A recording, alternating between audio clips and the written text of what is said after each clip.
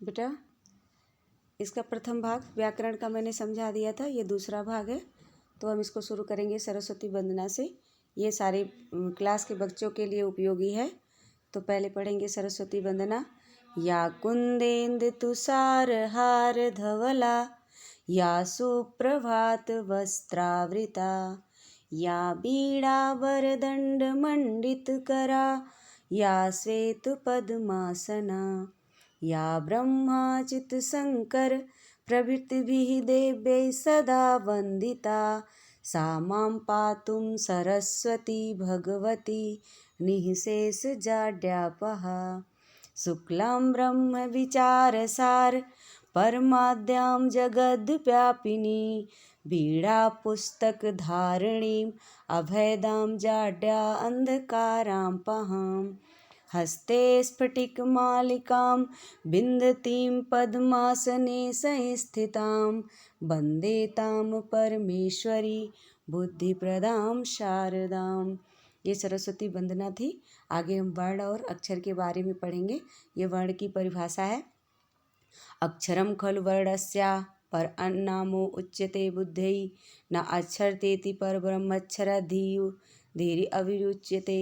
इसमें कहा है कि इसकी व्याख्या यहाँ नीचे दी हुई है। देखो कि विद्वान लोग, यहाँ कह रहा है बुद्धि मतलब यहाँ विद्वान होता है, यहाँ बुद्धि लिखा है, इसका मतलब विद्वान।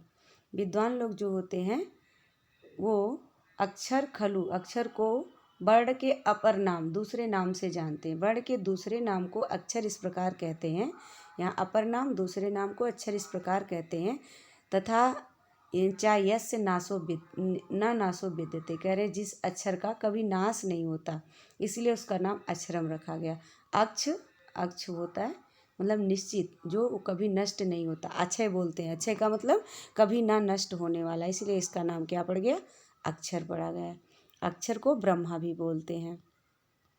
आगे संस्कृत के वर्णमाला को मैंने पहले भी बता रखा है, उसमें कितने अक्षर होते हैं उसमें आज फिर देखेंगे। संस्कृत भाषायाम विद्यमानानां वर्णानां संख्या विषय पाणिनि शिक्षा दृश्यते। पाणिनि शिक्षा में संस्कृत भाषा के में विद्यमान वर्णों की संख्या 63 चतुष्षष्टि दृष्टवा 63 या 64 बताया गया। कितना, 63 और 64 बताया गया। इस शंभु मते मता, यह शंभु के मत के अनुसार है। प्राकृतिक संस्कृत चापी स्वयं प्रयोक्ता स्वयंभुआ। प्राकृत भाषा जो संस्कृत भाषा से निकली हुई है, इसे स्वयं स्वयंभू यानी शंभुनाथ यानी भोले को बोला जाता है, उनके द्वारा ये स्थापित की गई है या बनाई गई है। संस्कृते 63 चतुष्षष्टि वर्णवा विद्यन्ते, कह रहे हैं एक संस्कृत में 63 या तो 64 वा मतलब या वर्ण विद्यन्ते मतलब विद्यमान है। आगे जानकारी लेंगे। वर्ण के प्रकार में क्या क्या आते हैं। स्वर 21, स्वर 21। अब तक स्वर तुमने 13 पढ़ा होगा, तो वही तुम्हारे काम का है। ये 13, ये 21 किस में माना गया, पाणिनि शिक्षा में, जो अभी ऊपर किताब पढ़ी है। 33 व्यंजन को बोलते हैं, 4 आयोगवाह बोल रहे हैं, और 4 यम वर्ण होते हैं। 4 यम वर्ण, यम वर्ण उसको बोलते हैं ए, ऐ, ओ और औ, ये यम वर्ण है। आगे स्वर को देखेंगे। स्वर वो होते हैं जो स्वयं राजते, मतलब जिनके किसी की आवश्यकता नहीं होती, स्वयं ही सब बोल जाने में समर्थ हैं। इस प्रकार स्वयं राजते स्वरा हो गया। स्वर में कौन कौन से मुख्य आते हैं, आ, ई, उ, री। ये 4 वर्ण जो हैं ह्रस्व दीर्घ प्लुत भेदा द्वादश, कह रहे इनका ह्रस्व भी होता है, दीर्घ भी होता है, प्लुत भी होता है, तो इसलिए ये 12-12 भाग में बट जाते हैं। और जो ए, ऐ, ओ, औ है, इन वर्ण में 4 दीर्घ प्लुत भेदात होते हैं। इसमें क्या, ये ह्रस्व नहीं होते, यानी ये छोटे नहीं होते। इसमें दीर्घ प्लुत के भेद से ये कितने होते हैं, 8-8 होते हैं। सबके कोई पूछे तो 8-8 भेद है। ठीक है। आगे 8-8 अष्टौ ह्रस्व अभावत, क्यों, क्योंकि इसमें ह्रस्व नहीं पाया जाता, छोटा नहीं पाया जाता। लिकारो ह्रस्व एक यो इति मते लिकार एकम यो, कह रहे हैं लिकार ह्रस्व अकेला ऐसा वर्ण है जो अकेला होता है। संकलन नया स्वर वर्णों एकोविंशति अर्जता, और इकट्ठा करने पर स्वर, इन सारे स्वरों को अगर हम इकट्ठा करेंगे तो ये 21 हो जाते हैं। ठीक है। एक विंशति, विंशति मतलब 20, और एक लगा दिया तो एक विंशति मतलब 21। आगे पढ़ेंगे भेद में। ये स्वर के भेद दे रहा है। तो इसमें ह्रस्व और दीर्घ स्वर पहले भी बताया। ह्रस्व स्वर 5 होते हैं, आ ई उ री ली। दीर्घ स्वर बड़ा ई उ री ए ऐ ओ औ। ठीक है, ये ह्रस्व दीर्घ है। दीर्घ मतलब बड़ा, जिनमें छोटे का अभाव होता है। आगे प्लुत में, जिनके साथ मैंने बताया था ऐसे अक्षर लगे होते हैं, ऐसे, और उनको देर तक बुलाते, आ ई ओ, मतलब तुम्हारा स्वर थोड़े देर तक चलता रहता है, और उसको कहते हैं प्लुत। व्यंजन कितने होते हैं पहले भी बता रखा है कि 25 स्पर्श व्यंजन होते हैं, जिसे वर्गीय बोलते हैं, इसे क वर्ग बोलते हैं, और इसे ख वर्ग च वर्ग बोलेंगे, इसको ट वर्ग त वर्ग पा वर्ग। ये कितने होते हैं? 25 होते हैं। करे ककाराद्याभ्याम मकरा पर्यंतम स्पर्शा संख्या पंचविंशति वर्णा। कह रहे ककार मतलब का से लेके पा के पर्यंत 25 वर्ण जो होते हैं वो क्या होते हैं? स्पर्श होते हैं। और आगे मैंने बताया था या रा ला वा, ये अर्ध स्वर होते हैं और ये अंतस्थ कहलाते हैं, ये 4 होते हैं। ऊष्म वर्ण में हवा ज़्यादा लगती है, इसलिए क्या होते हैं? ये भी 4 होते हैं, श श श और हा। आयोग वा, जिसमें योग नहीं होता, प्रयोग वहंती, उनको क्या कहते हैं? आयोगवाह कहते हैं। आयोगवाह में कौन कौन आता है? अंग आ, ये 2 होते हैं। क और फ कफाभ्याम, ये विसर्ग के समान ही जीवा मूली, ऐसे जिनमें चिन्ह लगा रहता है, ऐसे ऐसे उसमें, तो इसको कहते हैं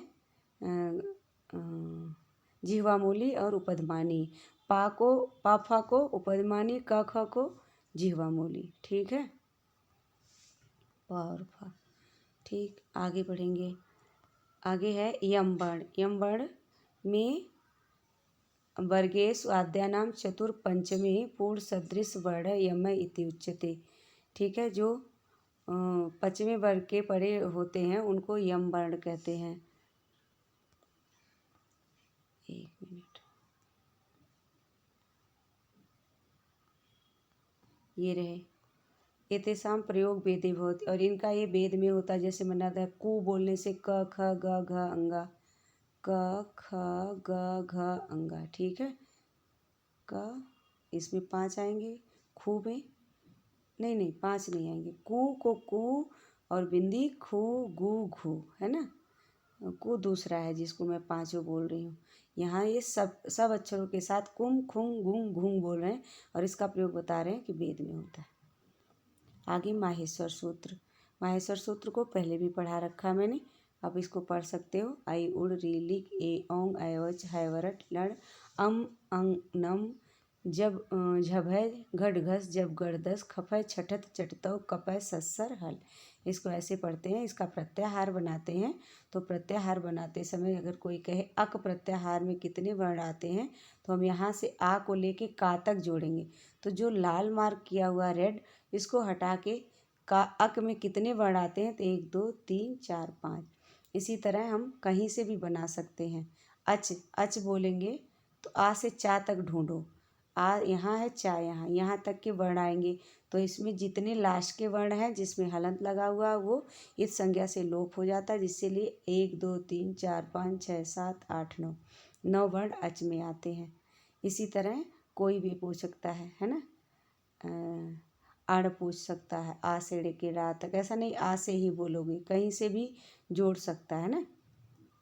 खर प्रत्याहार पूछे खा से रा तक, ऐच प्रत्याहार पूछे ए से लेके चा तक, जिसमें 4 वर्ण आएंगे। इस तरह प्रत्याहार बनते हैं, 42 प्रत्याहार बनाया जाता है। अब यहाँ लट लकार का प्रयोग करना सीखेंगे, जो हमने पढ़ा था अजंत और तिगंत। तिगंत में क्रियापद आता है जिसमें 18 प्रत्यय लगते हैं, और क्रियापद का मतलब होता है इंग्लिश में एक्शन वर्ड, हिंदी में क्रिया बोलते हैं, और इसमें बोलते हैं लकार, है ना, धातु रूप बोलते हैं। लकार का मतलब हम ये देखते हैं किस काल में प्रयोग किया हुआ। यहाँ बंद धातु है, क्या धातु है? बंद। बंद धातु का मतलब वंदना करना, नमस्कार करना। तो यहाँ पहले दे रखा है, देखो प्रयोग करने के लिए कि धातु रूप में 3 पुरुष होते हैं, प्रथम पुरुष, मध्यम पुरुष और एक होता है उत्तम पुरुष। 3 पुरुष होते हैं, ठीक है, उत्तम पुरुष। इसको जानने के लिए देखा जाए तो हिंदी में प्रथम पुरुष में आता है वह, और वह दोनों, वह सब, और किसी का नाम। वह दोनों और वह सब। मध्यम में तुम दोनों और तुम सब, और उत्तम में मैं, हम दोनों और हम सब। इसी का प्रयोग बताया गया कि मान लो यहाँ एक भक्त है, एक वचन हमेशा क्रियापद हो और चाहे नाम पद हो, सर्वनाम पद हो चाहे संज्ञा पद हो, उसमें 3 वचन होते हैं, एक वचन, द्विवचन, बहुवचन। क्रिया में भी वही बात है। तो यहाँ पहले तुम्हें क्रिया वो दिया हुआ है संज्ञा। संज्ञा में कौन है? भक्त। भक्त का एक वचन बनेगा भक्त, भक्तौ, भक्ता। तो भक्त जब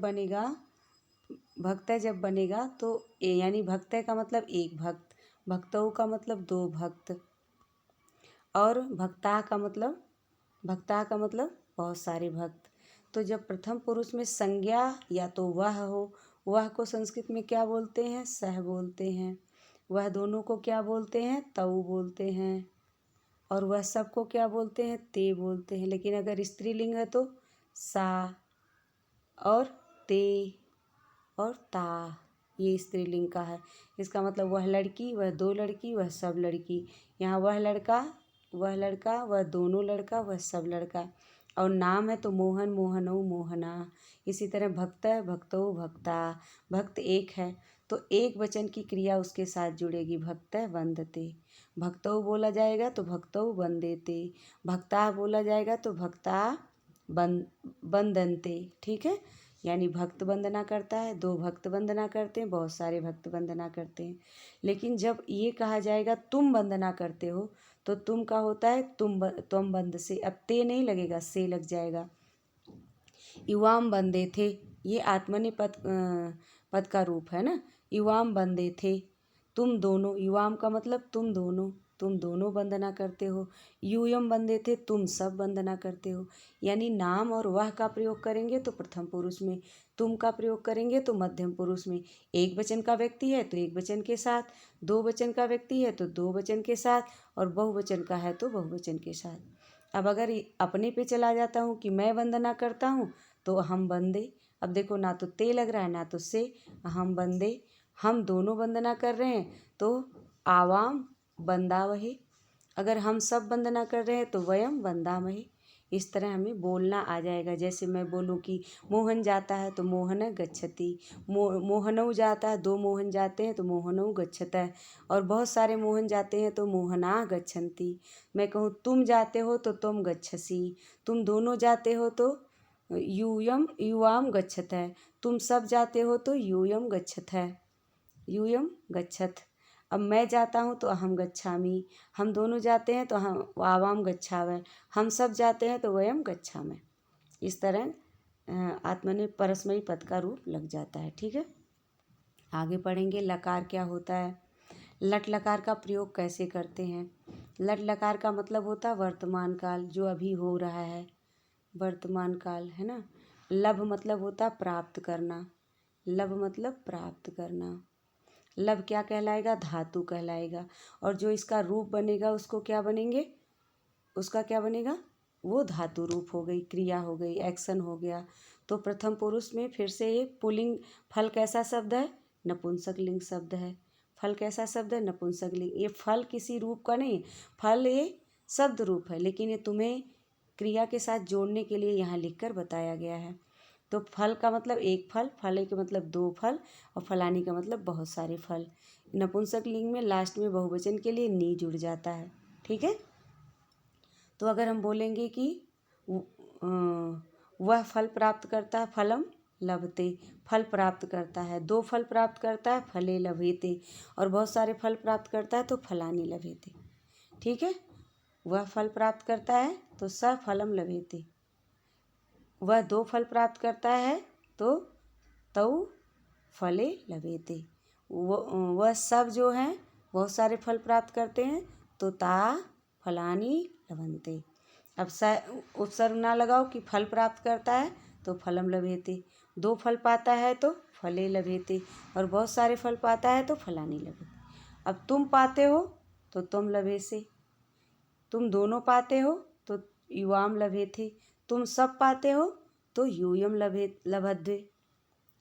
ठीक है, ये आत्मने पद की वजह से थोड़ा सा लभे से लभेते, जैसे पठते पठेते, ऐसे रूप बनता है। अहम मैं प्राप्त करता हूँ तो अहम लभे, जैसे मैं फल प्राप्त करता हूँ, मैं विद्या प्राप्त करता हूँ, तो अहम विद्याम लभे। तुम दोनों विद्या प्राप्त करते हो, तो आवाम विद्याम लभावहे, क्योंकि विद्या कर्म हो गई, कर्म में द्वितीया लगती है। वयम विद्याम लभामहे, हम सब विद्या प्राप्त करते हैं। ये लट लकार का रूप हो गया। इसी तरह सेव धातु में भी लिखे। सेव का मतलब होता है सेवा करना, सेव का मतलब सेवा करना, और यहाँ पर सेवक के लिए ही बताया गया है, क्योंकि सेवक क्या है, संज्ञा शब्द है। तो सेवक है सेवेते। अब प्रथम पुरुष, मध्यम पुरुष, उत्तम पुरुष समझ में आ गया। सेवक सेवा करता है, सेवक है सेवेते। दो सेवक सेवा करते हैं, सेवको सेवेते। बहुत सारे सेवक सेवा करते हैं, तो सेवका सेवन्ते।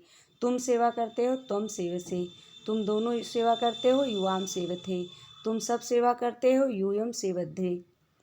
मैं सेवा करता हूँ, अहम सेवे। हम दोनों सेवा करते हैं, आवाम सेवा वहे। हम सब सेवा करते हैं, वयम सेवा महे। आई बात समझ में? आगे फिर से एक लट लकार का प्रयोग देखो। अब यहाँ खिद धातु से प्रयोग तुम्हें बताया गया है। खिद धातु भी लट लकार में आत्मनेपद में प्रयोग हुआ है। खिद का मतलब होता है कि एक, खिद का मतलब खिन्न होना होता है, एक का तोड़ना होता है, ठीक है। तो एक खिद्यते दुखी भी होना होता है ना, दुखी होना। तो यहाँ भगिनी का रूप दिया हो, भगिनी मतलब बहन, तो बहन के लिए है कि बहन दुखी होती है, तो एक बहन दुखी होती है, भगिनी खिद्यते। दो भगिनी दुखी, बहन दुखी होती है, भगिन्यौ खिद्यते। बहुत सारी भगिनी दुखी होती है, तो भग्ने खिद्यन्ते। तुम दुखी होते हो, तो तुम खिद्यसे। तुम दोनों दुखी होते हो, तो युवाम खिद्येथे। तुम सब दुखी होते हो, युवम खिद्यध्वे। मैं दुखी होता हूँ, तो अहम खिद्दे, अहम खिदे। और हम दोनों दुखी होते हैं, तो आवाम खिद्यावहे। हम सब दुखी होते हैं, तो वयम खिद्यामहे, ठीक है। आगे लट लकार ईक्ष धातु। ईक्ष का मतलब होता है देखना। ईक्ष का मतलब क्या होता है, देखना। इसका स्वरूप बनाएंगे प्रथम पुरुष में, चित्र के साथ देखते हैं। एक चित्र देखते हैं, चित्रम इच्छते। दो चित्र देखते हैं, चित्रे इच्छेते। बहुत सारे चित्र देखते हैं, चित्राणी इच्छन्ति, ठीक है। अगला हम देखेंगे इसी तरह, तुम देखते हो, तो तुम इच्छसे, तुम इच्छसे। तुम दोनों देखते हो, युवाम इच्छे थे। तुम सब देखते हो, यूयम इच्छे थे, ठीक है। आगे फिर पढ़ेंगे, मैं देखता हूँ, अहम इच्छे। हम दोनों देखते हैं, आवाम इच्छा वहे। हम सब देखते हैं, वयम इच्छा महे। इस तरह इस धातु का। वृद्ध धातु का मतलब होता है बढ़ना, बढ़ना, है ना। तो एक बच्चा बढ़ता है, बालय वर्धेते। दो बच्चे बढ़ते हैं, तो बालौ वर्धेते। बहुत सारे बच्चे बढ़ते हैं, तो बाला वर्धन्ते। तुम बढ़ते हो, तो तुम वर्धेसे। तुम दोनों बढ़ते हो, तो युवाम वर्धेथे। तुम सब बढ़ते हो, तो यूयम वर्धध्वे। आगे मैं बढ़ता हूँ, तो अहम वर्धे, आवाम वर्धावहे, वयम वर्धामहे। आई बात समझ में? लट लकार सह के योग में देखेंगे। सह का मतलब साथ, सहना।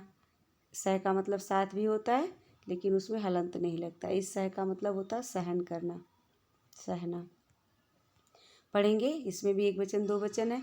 श्रमिक के साथ जोड़ा गया, श्रमिक है सहते। एक श्रमिक सहता है, ढोता है। श्रमिकौ सहेते। दो श्रमिक ढोते हैं या सहते हैं, सहेते। बहुत सारे श्रमिक ढोते हैं, श्रमिका सहन्ते। तुम सहते हो, तुम सहसे। तुम दोनों सहते हो, युवाम सहेते। तुम सब सहते हो, यूयम सहध्वे। इसी तरह मैं सहता हूँ, अहम सहे। हम दोनों सहते हैं, तो आवाम सहावहे। हम सब सहते हैं, तो वयम सहामहे। इस तरह सह धातु का हो गया। शुभ का देखो, शुभ का मतलब होता है सुंदर लगना, सुशोभित होना, है ना। सुंदर लगना, तो कौन सुंदर होता है संसार में? सबकी उपमा दी जाती है चंद्रमा की। तो देखेंगे, चंद्र, एक चंद्र सुंदर लगता है, तो चंद्र शोभते। दो चंद्र सुंदर लगते हैं, तो चंद्रौ शोभेते। बहुत सारे चंद्रमा सुंदर लगते हैं, तो चंद्रा शोभन्ते। तुम सुंदर लगते हो, तुम शोभसे। तुम दोनों सुंदर लगते हो, युवाम शोभेथे। और तुम सब सुंदर लगते हो, यूयम शोभध्वे। आगे मैं सुंदर लगता हूँ, अहम शोभे। हम दोनों सुंदर लगते हैं, आवाम शोभा वहे। हम सब सुंदर लगते हैं, वयम शोभामहे। लट लकार लज्ज धातु। लज्ज का मतलब होता है शर्माना। शर्माने को किसके साथ जोड़ते हैं? बहु शर्माती है, तो यहाँ बहू का क्या होता है, बहू, बधू, बद्धऊ, बद्धव, एक बहू, दो बहू, बहुत सारी बहू। इसके साथ हम जोड़ेंगे बहू, एक बहू शर्माती है, बधू लज्जते, दो बहू शर्माती हैं, बद्धऊ लज्जेते, बहुत सारे बहू शर्माती हैं तो बद्धव लज्जन्ते। अब देखो क्या ध्यान रखो कि मध्यम पुरुष और उत्तम पुरुष में कोई परिवर्तन नहीं, सारा परिवर्तन प्रथम पुरुष में हो रहा है कि किसी का नाम आ रहा है, वह आ रहा है, या वो कोई भी संज्ञा सर्वनाम है वो प्रथम पुरुष में, मध्यम में तुम और उत्तम में मैं, यही आ रहा है। तो हाँ, तुम शर्माते हो तो तुम लज्ज से, तुम दोनों शर्माते हो युवाम लज्जे थे, तुम सब शर्माते हो यूयम लज्जध्वे, मैं शर्माता हूँ अहम लज्जे, और हम दोनों शर्माते हैं आवाम लज्जा वहे, हम सब शर्माते हैं वयम लज्जा में। ये तुम्हारा लज्जधास का। कम का हो गया कांपना, कौन कांपता है डर के मारे, चोर कांपते हैं, किससे कांपते हैं, पुलिस से कांपते हैं। तो हम चोर का देखेंगे, एक चोर चोर है, दो चोर चोर, बहुत सारे चोर चोरा। प्रथम पुरुष में फिर से यही परिवर्तन होगा कि चोर कांपता है, एक चोर कांपता है, चोर है कंपते, दो चोर कांपते हैं, चोरऊ कंपेते, बहुत सारे चोर कांपते हैं, चोरा कंपन्ते। इसी तरह मध्यम पुरुष में तुम कांपते हो, तुम कंपे से, तुम दोनों कांपते हो, युवाम कंपे थे, तुम सब कांपते हो, यूयम कंपे कंपध्वे, मैं कांपता हूँ हम कंपे, हम दोनों कांपते हैं, आवाम कंपावहे, और हम सब कांपते हैं तो वयम कंपामहे। वीडियो थोड़ी बड़ी हो जा रही है, लेकिन सीख लोगे तो फिर कभी भूलेगा नहीं। आगे है भास धातु। भास का मतलब बोलना। भाषण कौन देता है, नेता देते हैं, तो नेता के साथ जोड़ेंगे, प्रथम पुरुष में ही परिवर्तन रहेगा। नेता एक नेता, नेता रहो दो नेता, नेता रहे बहुत सारे नेता। नेता भासते, एक नेता बोलता है, नेता रहो भासते भाषेते, दो नेता बोलते हैं, नेतारय भाषन्ते, बहुत सारे नेता बोलते हैं। तुम बोलते हो तुम भाष से, तुम दोनों बोलते हो युवाम भाषे थे, तुम सब बोलते हो युवम भाषध्वे। मैं बोलता हूँ अहम भाषे, हम दोनों बोलते हैं तो आवाम भाषा वहे, हम सब बोलते हैं तो वयम भाषा वहे। अब अजंत पुल्लिंग का शब्द ये था। अकारांत पुल्लिंग किसको कहते हैं, जिसके लास्ट में आ होता है। वा में क्या छुपा हुआ, आ, रा में आ, नृप के पा में आ, बालक में आ, तो इसको बोलते हैं अकारांत। सब में आ है, वृक्ष में, छात्र में, राम में, श्याम में, और सोहन में, मोहन में, ये अकारांत हो गया, मतलब अकारांत है ना। अब इस को उच्चारण के लिए, अकारांत के उच्चारण के लिए हम क्या करते हैं कि रूप बनाते हैं। देवः देवौ देवा, नरः नरौ नरा, नृपः नृपौ नृपा, बालकः बालकौ बालका। ये सिर्फ पुल्लिंग प्रथम पुरुष का एक वचन, दो वचन, बहुवचन है। विद्यालय विद्यालयौ विद्यालया, और वृक्ष नरः नरौ नरा, वृक्ष वृक्षौ वृक्षा, छात्र छात्रौ छात्रा, राम रामौ रामा, श्याम श्यामौ श्यामा, मोहन मोहनौ मोहना, सोहन सोहनौ सोहना। ये तुम्हारा हो गया अकारांत। इकारांत में क्या होता है, इकारांत के पुल्लिंग में लास्ट में छोटी ई रहती है। ये देखो, रा पे छोटी ह्रस्व ई, और कवि पे ह्रस्व ई, सारथी पे ह्रस्व ई, यति पे ह्रस्व ई, कपि पे ह्रस्व ई, अरि पे री पे ह्रस्व ई, तिथि पे ह्रस्व ई, सेनापति के ई पे ह्रस्व ई, नरपति के ई पे ह्रस्व ई। इकारांत पुल्लिंग शब्दों का प्रयोग कैसे करते हैं, इसको आओ देखते हैं आगे। यहाँ देखो,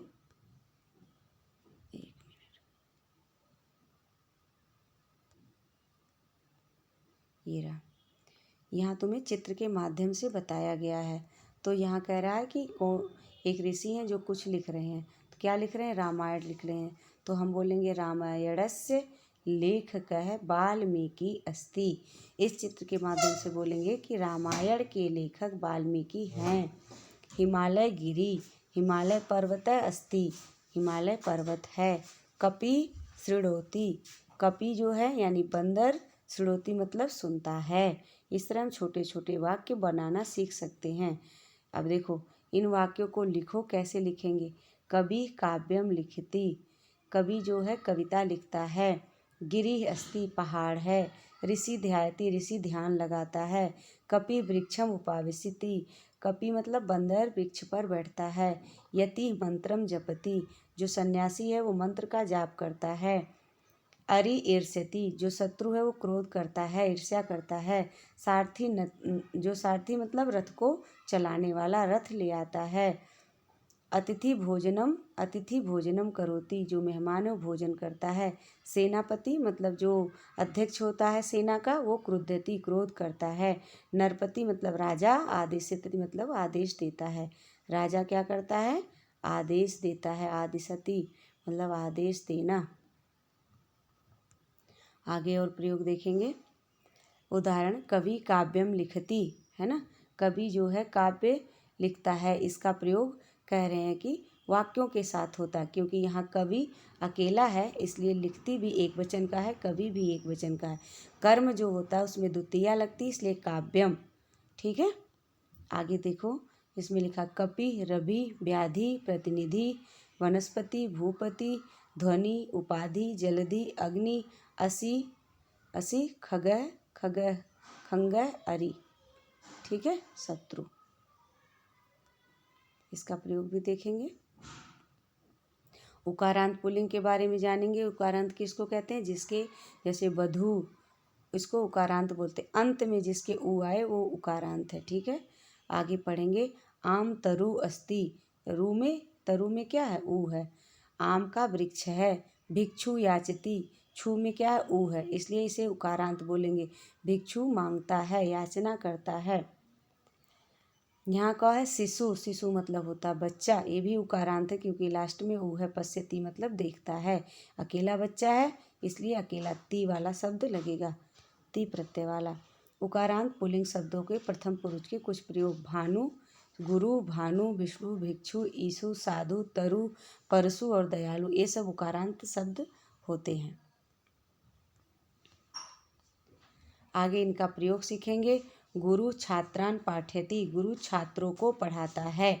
छात्र अकेले नहीं है, छात्र बहुत सारे हैं, तो छात्र, छात्रौ, छात्रा, छात्रम, छात्रौ, छात्रान, क्योंकि जिसको पढ़ाएगा वो कर्म हो जाएगा। कर्म में द्वितीया लगती है और द्वितीया एक वचन होगा तब तो एक वचन लगेगा, दो होगा तो दो, बहुत सारे होंगे तो बहुत सारे। शंभु दैत्यान संहरति, शंभु यानी भोलेनाथ दैत्यों को मारते हैं। विष्णु सर्वान पालयति, विष्णु सबकी रक्षा करते हैं, पालन करते हैं। भानु यानी सूर्य उदेति, सूर्य निकलता है। भिक्षु भिक्षाम याचति, भिखारी जो है भिक्षा मांगता है। ईशु मतलब बाण, अधः पतति, बाण नीचे गिर जाता है। साधु दयालु अस्ति, साधु दयालु है। परशु टंकः जले पतति, परशु जो है टंकः बोलते हैं, वो पानी में गिर जाता है। वो टंकः मतलब एक फरसा होता है, एक कुल्हाड़ी जैसा होता है, वो जल में गिर जाता है। तरु आतपे तिष्ठति, पेड़ जो है धूप में भी खड़े रहते हैं। स भीरु अस्ति, वह डरपोक है, कमजोर है। भीरु मतलब डरपोक या कमजोर। अब आगे हम कुछ प्रयोग कर रहे हैं उकारांत का। वन्य जंतु वने भ्रमति, वन्य जंतु उकारांत है और वन में घूमते हैं। इसी तरह पहले देखो शब्द। हिंदू, रिपु मतलब शत्रु, बंधु भाई, पशु जानवर, बाहु मतलब भुजा, सुनु मतलब पुत्र, शिशु मतलब बच्चा, गुरु मतलब गुरु, तरु मतलब पेड़, भिक्षु मतलब भिक्षु और विष्णु मतलब विष्णु भगवान को तुम जानते हो। आगे पढ़ेंगे। ऋकारांत शब्द कोई जानकारी लेते हैं जिसके लास्ट में री होती है। जैसे कैसे? ऋकारांत पुल्लिंग शब्द वचन का प्रयोग। इसमें क्या कह रहा है? राम लक्ष्मण के भ्राता है, रामाय लक्ष्मणस्य भ्राता अस्ति, अभिनेता भाषते। जैसे राम लक्ष्मण के भाई हैं और नेता बोलते हैं, तो ऋकारांत का प्रयोग कैसे करेंगे? दाता भिक्षाम ददाति, दाता जो है भिक्षा देते हैं। दाता कौन हो गया? दाता हो गए राजा। ऋकारांत शब्दों का प्रयोग के लिए कार्यकर्ता, रा का प्रयोग पित्रा, श्रोता, नियंता, ज्ञाता, अध्येता, भ्राता और जमाता। इसका प्रयोग कैसे करेंगे? यहाँ देखो, कहता है कि कार्यकर्ता कार्यम करोति, यहाँ ऋकारांत रा की वजह से आया हुआ है ना। श्रोता रा की वजह, शृणोति। कार्यकर्ता जो है कार्य करते हैं, श्रोता जो है कथा सुनते हैं। श्री कृष्ण प्रद्युम्नस्य पिता आसीत, श्री कृष्ण जो है प्रद्युम्न के पिता हैं। ब्रह्मा संसार के कर्ता, कर्ता ऋकारांत माना जाएगा। पिता क्यों ऋकारांत बोला गया? कि इसका रूप जब चलता है तो लास्ट में पित्रा आता है, पितु आता है ना, इसलिए पितरी आता है। ब्रह्मा संसार के कर्ता हैं, तो ब्रह्मा संसारस्य कर्ता में भी रहा है, इसलिए ऋकारांत है। तो कर्ता अस्ति। नियंता नियंत्रति, नियंता में आगे भी जाके रा के प्रयोग से इसका शब्द रूप बनेगा, इसलिए इसे ऋकारांत बोला गया। चरक आयुर्वेदस्य ज्ञाता अस्ति, चरक जो है आयुर्वेद के ज्ञाता हैं। अध्यर्यु इसमें बोला जाता है अध्येता स्वाध्यायम करोति, अध्ययन करने वाले जो विद्यार्थी अपना अध्ययन करते हैं। राम लक्ष्मण के भाई हैं, भ्राता में रा है। गुरु ज्ञानस्य दाता में दात्री आता है, दात्री शब्द, ज्ञात्री शब्द है ना, अध्ययु शब्द और जमात्री शब्द, ऐसे इसीलिए इसका रूप जमाता से चला हुआ, क्योंकि इसका शब्द रूप जो बनेगा वो मूल रूप उसका ऋकारांत है। राम जनकस्य जमाता, राम जनक के जमाता यानी दामाद थे। ऋकारांत पद के प्रयोग के लिए आगे देखते हैं। वन्य पशु हंता वनी भ्रमंती, वन के पशु जो है वन में घूमते हैं, जो पशुओं को मारते हैं। योद्धा मंत्रद्रष्टा हर्ता स्मर्ता अभिनेता वेता ज्ञाता विधाता दृष्टा नेता अधिवक्ता और विजेता, ये सब क्या है, ये सब ऋकारांत शब्द माने गए हैं। अब इकारांत में देखो 3 पद होते हैं। कपि लास्ट में ई है, कपि बड़ी ई है, कपय संति, कपि अस्ति एक कपि मतलब एक बंदर, और कपि जब बड़ी की मात्रा लग जाए तो 2 बंदर। अस्तः देखो अस्ति एक के लिए है, अस्तः 2 के लिए है, संति बहुत सारे के लिए है। कपि में भी परिवर्तन होता, कपि एक बंदर को कहते हैं, बड़ी की मात्रा लगाते हैं 2 बंदर को, अब कपय को बहुत सारे बंदर को कहते हैं। इसी तरह गिरी गिरी गिरिया, एक पहाड़ 2 पहाड़ और बहुत सारी पहाड़ियाँ। एक ऋषि ऋषि और ऋषि, एक ऋषि 2 ऋषि और बहुत सारे ऋषि। यति एक तपस्वी, यति 2 तपस्वी, यतय बहुत सारे तपस्वी। इस तरह शब्द रूप के साथ ही क्रिया भी बदल जाती है। यहाँ मुनि का रूप और सबके एक वचन 2 वचन देखो, मुनि मुनिया, मुनि मुनिया, एक मुनि 2 मुनि बहुत सारे मुनि। सारथी सारथी सारथया, एक सारथी 2 सारथी बहुत सारे सारथी, सारथी मतलब रथ हाँकने वाला। असी असी अस्य, व्याधि व्याधि व्याधेय, निधि निधि निधेय। अली भौरा होता है, अली अली अलय। उपाधि मतलब जब तुमको ही पुरस्कार मिलता है, एक उपाधि 2 उपाधि, उपाधेय बहुत सारी। अंजलि अंजलि अंजलि, अंजलि मतलब ये जो अंजलि में कुछ सामान लेते हो। नरपति राजा होता है। वनस्पति वनस्पति मतलब दवा होती है, या तो वनस्पति जो है हमारी नेचुरल चीज़ें होती हैं जैसे पेड़ पौधे। राशि मतलब इकट्ठा कोई राशि होती है। जलधि समुद्र को, जलधि एक समुद्र, जलधि 2 समुद्र, जलधेय बहुत सारे समुद्र। अतिथि एक अतिथि, अतिथि 2 अतिथि, अतिथेय बहुत सारे अतिथि। इस तरह उकारांत के भी देखेंगे। तरु तरु तरवय, एक तरु अस्ति, और तरु अस्तः 2 तरु, और तरवय संति बहुत सारे तरु। इसी तरह हिंदू उह में एक वचन है, हिंदू खाली लिखा गया तो 2 वचन है, हिंदवय लिखा गया तो बहुत सारे। इसी तरह ईसु ईसु ईसवय, भीरु भीरु भीरवय मतलब एक भीरु 2 भीरु बहुत सारे भीरु। भीरु क्या होता है, डरपोक होता है। आगे पढ़ेंगे। इसी तरह उकारांत शब्द है विष्णु विष्णु विष्णुवय, एक विष्णु 2 विष्णु बहुत सारे विष्णु।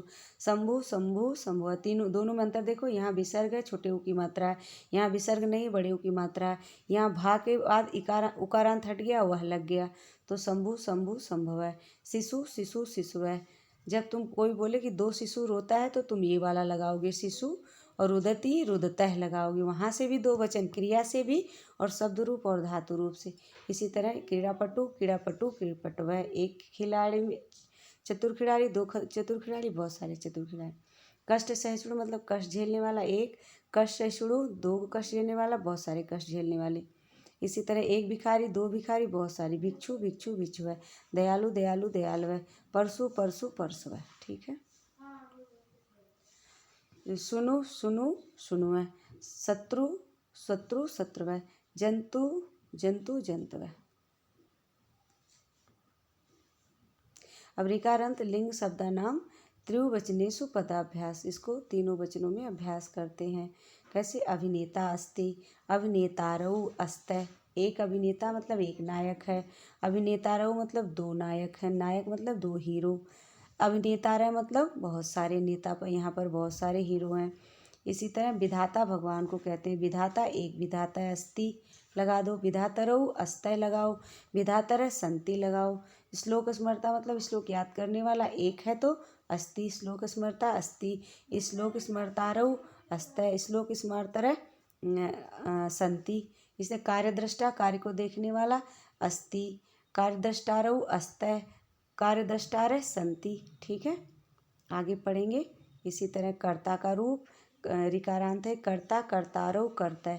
यहाँ क्या लगेगा, कर्ता अस्ति तो अस्ति, है ना, कर्तारौ अस्तः कर्तारः संति। इसी तरह सबके साथ जोरदार हो, वक्ता अस्ति वक्ताऊ वक्तारौ अस्तः वक्तारः संति। अस्ति का मतलब है, दो हैं, बहुत सारे हैं। श्रोता अस्ति श्रोतारौ अस्तः श्रोतारः संति। नेता अस्ति नेतारौ अस्तः नेतारः संति। जेता अस्ति जेतारौ अस्तः जेतारः संति। जेता का मतलब जीतने वाला, वेत्ता का मतलब जानने वाला। वेता अस्ति वेतारौ अस्तः वेतारः संति। अधिवक्ता मतलब वकील, अधिवक्ता अस्ति अधिवक्तौ अस्तः अधिवक्ता रह अस्तः है। आगे लिखा अभिनेता हीरो होता है, अभिनेता अस्ति अभिनेतारौ अस्तः अभिनेतारः संति। अध्येता जानने वाला, ज्ञान अध्ययन करने वाला, अध्येता अस्ति अध्येतारौ अस्तः अध्येतारः संति। अभियंता मतलब अभियंता बनाने वाला जो होता है, कोई भी इंजीनियर। अभियंता अस्ति अभियंतारौ अस्तः अभियंतारः संति। पिता को जानते हो, पिता अस्ति पितरौ अस्तः पितरः संति। भ्राता अस्ति भ्रातरौ अस्तः भ्रातारः संति। जामाता अस्ति मतलब दामाद है, जामातरौ अस्तः जमातारः संति। ठीक है। रोचते के अर्थ में अगर रोचते शब्द आए, रोचते का मतलब अच्छा लगना, तो उसके साथ चतुर्थी विभक्ति का प्रयोग होता है। तो यहाँ पर चतुर्थी का शब्द देखो, गजय है तो गजाय लग जाएगा, है ना। गज को ईख पसंद होती है ना, ईक्ष है, तो क्या लिखोगे यहाँ, गजाय ईक्षम रोचते। ठीक है। इसी तरह इक्षुदंड है, इसका मतलब होता है कि ईख, तो क्या लिखोगे, गजाय इक्षुदंड रोचते। मित्राय मधुरम रोचते, मित्र को मधुरता पसंद है। पिपीलिकाई गुड़ रोचते, जो चींटी है, पिपीलिका मतलब चींटी को गुड़ पसंद है। और युवत्यई मतलब युवती को क्या पसंद है, युवाओं को व्याकरणम रोचते, जो युवा है उसको व्याकरण अच्छा लगता है।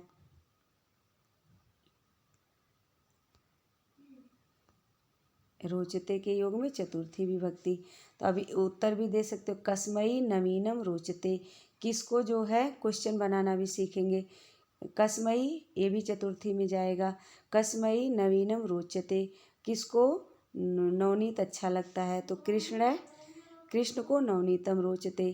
कस्मई वेणुवादनम रोचते, किसको वीणावादन अच्छा लगता है, राधा वेणुवादनम रोचते, राधा को वेणुवादन अच्छा लगता है।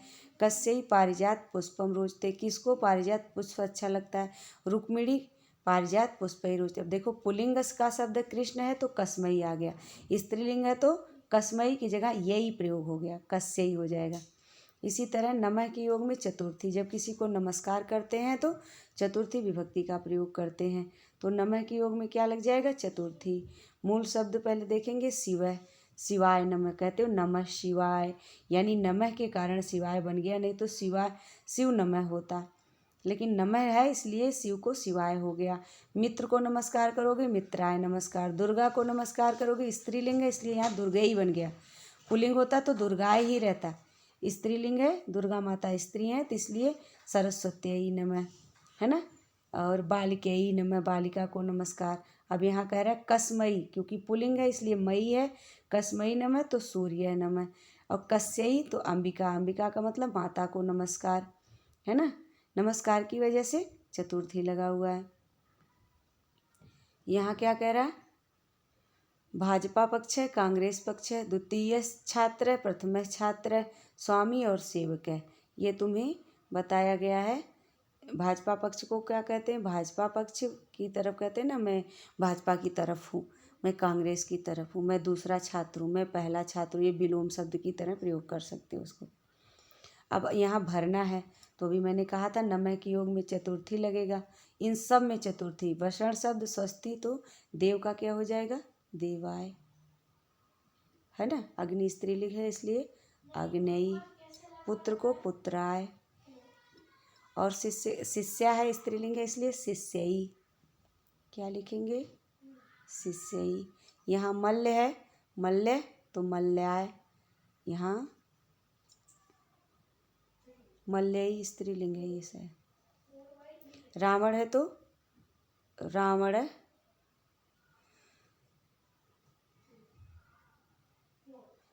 मल्य अलम, मल्यई अलम। रावण राम क्रुध्यति, तो यहाँ पर लिखोगे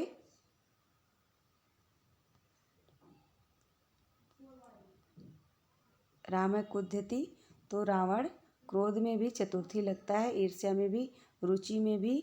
तो यहाँ क्या लिखोगे? रावणाय क्रुध्यति। महिलायई,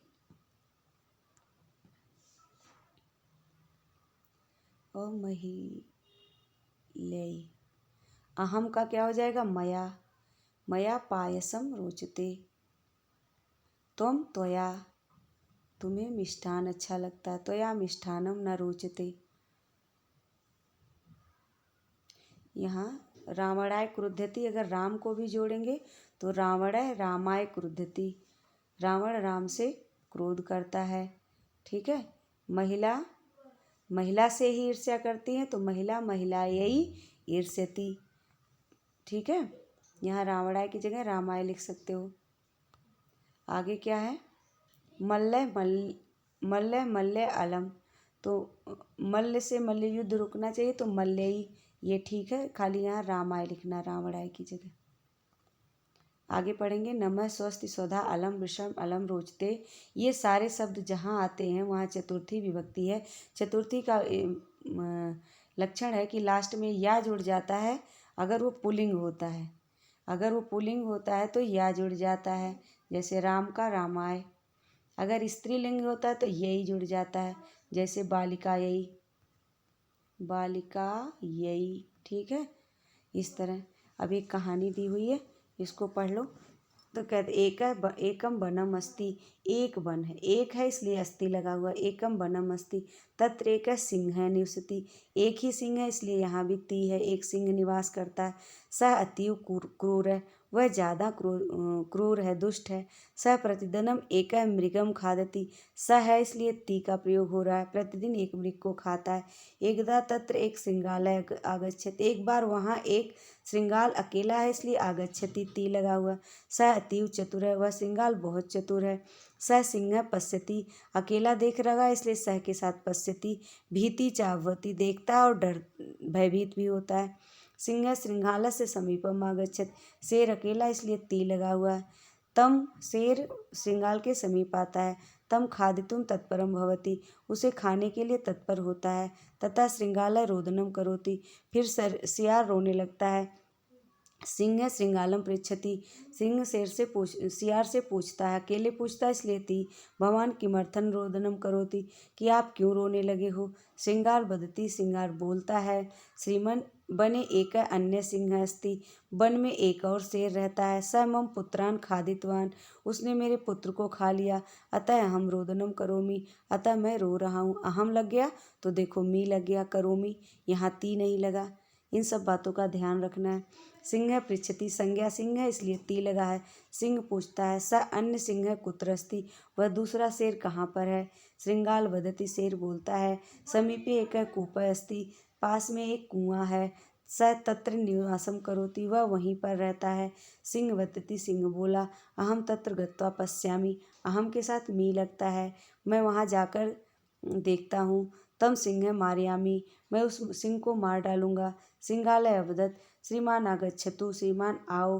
अहम तम दर्शयामी, मैं तुम्हें दिखाता हूँ। श्रृंगाल सिंहम कूपस्य समीपम नयति, श्रृंगाल अकेला इसलिए यहाँ ती लगा हुआ। सिंह सियार शेर को कुएं के समीप ले जाता है। कूप जलम दर्शयति, कुएं के जल को दिखाता है। सिंह तत्र स्वप्रतिबिंबम पश्यति, सिंह वहाँ पर अपने प्रतिबिंब को देखता है। स कोपेन गर्जन करोति, वह क्रोध से गर्जना करता है। कूपात प्रतिध्वनि, कुएं से दोबारा ध्वनि भवती, वापिस आती है। तम अन्य सिंह इति स विचार्यति, वह कोई दूसरा शेर ऐसा उसने सोच लिया। कुपितः सिंह कूपे कूर्दनम करोति, गुस्से से शेर कुएं में छलांग लगा देता है। स तत्रेव मृतः भवति, वह वहीं मर जाता है। अतः श्रृंगालय स्वचातुर्येण आत्मरक्षणम करोति, अतः यह सियार जो है अपनी चतुराई से अपनी रक्षा कर लेता है। वेशेन वपुना वाचा विद्या विनयेन च वकारई पंचयुक्तो नरो भूत्वा पूजिता। ये श्लोक दिया गया है कि जो वेश से अच्छा होता है, यानी जिसका पहनावा अच्छा होता है, वपुषा जो शरीर से साफ स्वच्छ होता है, अच्छे साफ सफाई से रहता है, वाचा जो वाणी मीठी बोलता है, जो मीठी वाणी बोलता है, विद्या जो पढ़ा लिखा है, और विनयन मतलब जो विनय से, मतलब जिसके पास शीलता है, विनय है, दया है, दया से युक्त है। यानी देखो, वेश में भी वाह, वपुषा में वाह, वाचा में वाह, विद्या में वाह और विनय में वाह। कहता वकारई, इस वाह से युक्त, पंचयुक्ता जो इन पांचों वाह से युक्त है, नरो भवति पूजित है, वही नर जो है, वही व्यक्ति जो है पूजा जाता है। ठीक है, जो 5 वकार से युक्त होता है वही नर पूजा जाता है। यहाँ उसी की व्याख्या दी गई है। वेशेन वपुषा वाचा विद्येन च एतई, जो वेश से, पहनावे ओढ़ावे से, शरीर से, वाणी से, विद्या से, विनय से युक्त होता है, वही 5 वकार से युक्त व्यक्ति संसार में पूजा जाता है। ठीक है, इस तरह एक और श्लोक है, सर्वे भवन्तु सुखिनः। इसको बहुत अच्छा वेद का ग्रंथ वो है श्लोक, इसको बढ़िया से पढ़ सकते हो। सर्वे भवन्ति सुखिनः, सर्वे सन्तु निरामया, सर्वे भद्राणि पश्यन्तु, माँ कश्चित् दुःख आपनुयात्। इसका मतलब है कि सभी लोग सुखी हों। सर्वे निरामया, सभी संतु, सभी निरोग हों। सर्वे भद्राणि पश्यन्ति, सबका कल्याण चाहें। माँ कश्चित् दुःख आपनुयात्, कोई भी किसी प्रकार का दुख प्राप्त ना करे।